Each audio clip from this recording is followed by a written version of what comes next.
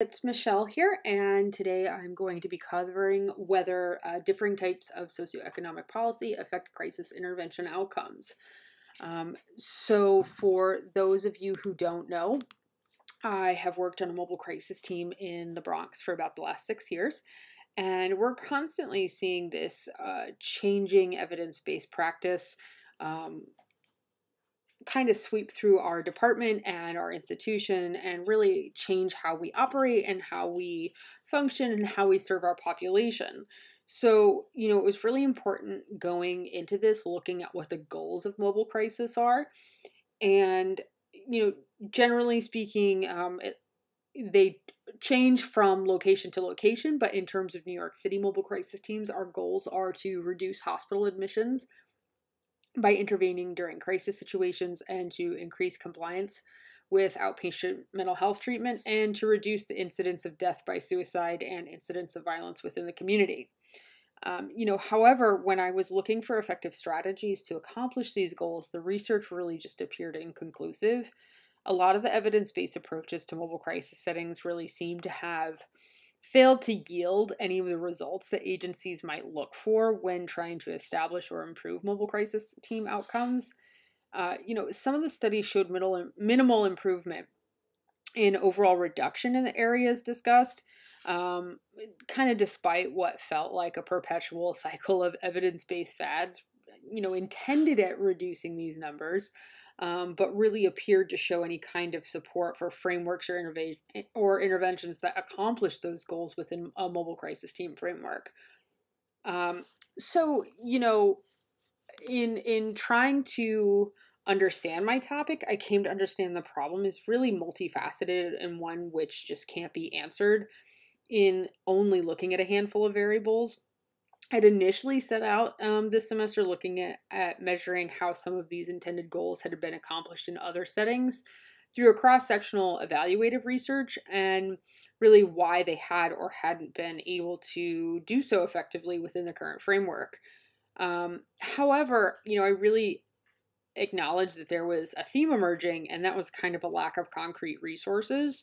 So, in the process of looking at the literature on my intended subject, I had come across some research that addressed crisis intervention from a macro perspective, with an emphasis on addressing the lack of concrete resources that really create barriers to care.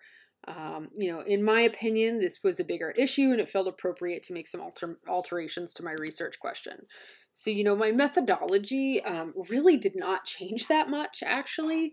My 4 primary goals are going to stay the same. Really, the only modification that I made was to the approach and how I looked at the question. But again, my primary goals, again, are the same, which is to reduce hospital admissions by intervening during crisis situations, to increase compliance with outpatient mental health treatment, and to reduce the incidence of death by suicide and incidents of violence within the community. Those are my dependent variables. The change is really just going to be in how I approach my independent variable, not from whether crisis intervention services are available, but how crisis intervention teams are compared under different socioeconomic models. So the research is going to remain non-experimental since I'm not going to be able to manipulate these variables or units of analysis, and those will depend largely on which 4 of the variables are being measured. So in lieu of an experimental group, I'm really just going to be reviewing the literature to examine comparative themes locally. Initially I was seeking to examine areas with no such crisis intervention services.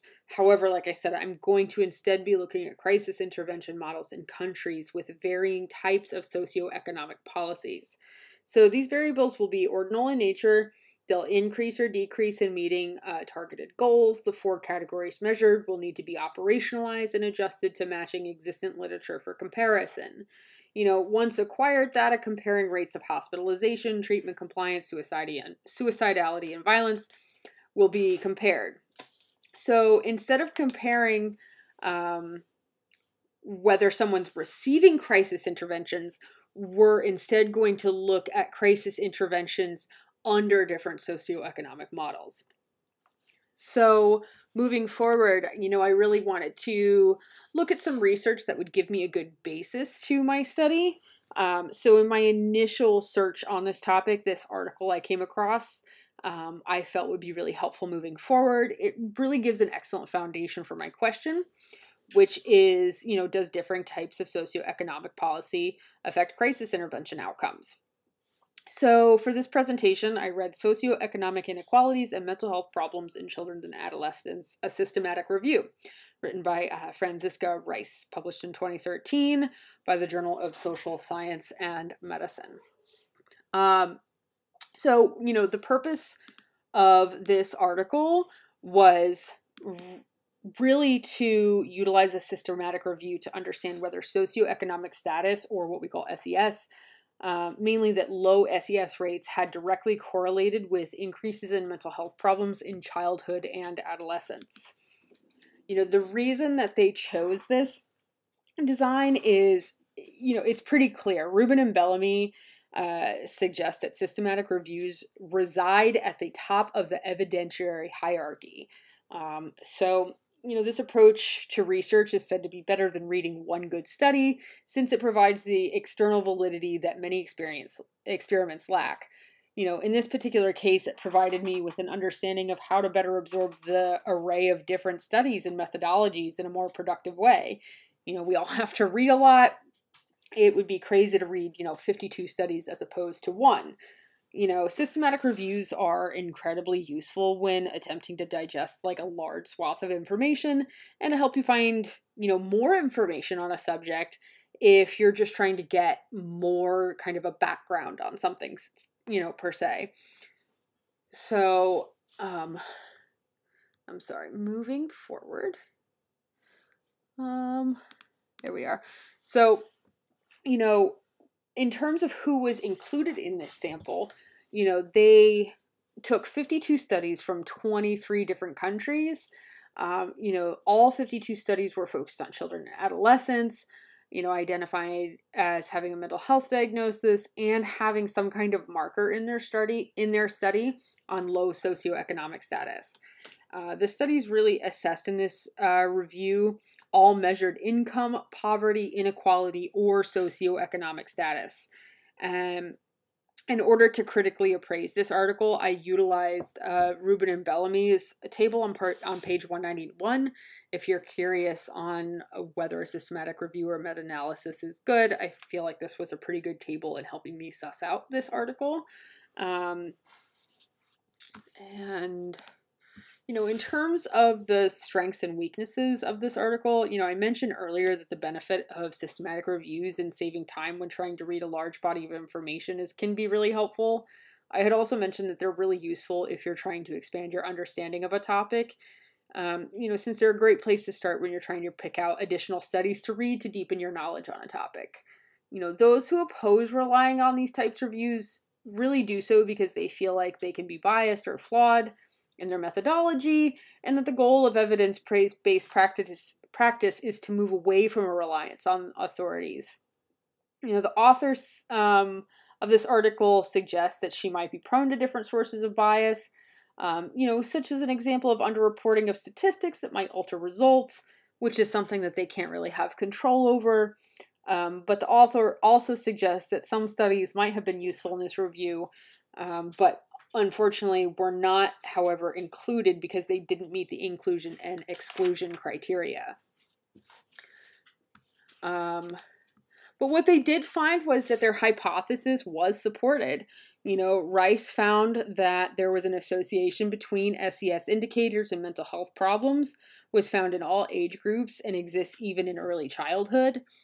They found that there was a circular connection between parental mental health, family socioeconomic status, and children's mental health problems that supported aspects of both social selection and social causation hypotheses. Most importantly, they found that intergenerational transmission of mental health problems was strongest in families with low economic status. But this is really important for social work as a whole, and I'm really glad that my research interest kind of shifted a little bit to encompass this area. As I had alluded earlier, when looking at social problems, social workers, we approach them as complex, multifaceted person and environment approaches. It became kind of obvious that there was significant clinical differences in looking at the multitude of mobile crisis research studies. The theme that seemed to be missing in these clinical studies was the socioeconomic status and the resulting barriers to care that greatly affect those with serious and persistent mental health issues. It affects how we select and treat our population. More importantly, how we approach crisis intervention as a whole. The study really revealed that low household income and low parental education were the strongest predictors of mental health problems among children and adolescents. Persistently low socioeconomic status was significantly related to the onset of mental health problems. The author points to limited access to structural resources, including adequate mental health treatment. And, I really see our crisis intervention model as psychotherapeutically oriented and, really therefore incompatible with addressing crisis related to income, housing, access to material resources. An individual psychotherapeutic approach really blames the client for melancholy, mental health problems, depression, anxiety, and, as a result of their situations, suggest that they seek ongoing personal psychiatric treatment. It groups these people into the psychiatrically oriented services that really should be reserved for the seriously mentally ill in a true mental health crisis. But that system also kind of ironically fails that patient population on a lot of fronts. But a different study, should we? But moving forward, some of the questions that I have about this article is, I'd be curious to know if this type of research method could be utilized in a dissertation. Could it be combined with other research methodologies? Rubin and Bellamy suggest that, quote, if your question involves a target population for which very few interventions, programs, and policies have received rigorous evaluations, perhaps it would be feasible for you to find and appraise all the studies yourself. Perhaps no systematic review or meta-analysis has yet to be conducted regarding your EBV question. Lastly, you need to be well versed. Lastly, I'd like to know though, do you need to be well versed in a lot of these methodologies in order to effectively use this approach? I think this is a great topic. I think it's really interesting. It all kind of came together at the same time and kind of fell in my lap, but I find it really interesting and I hope you guys did too.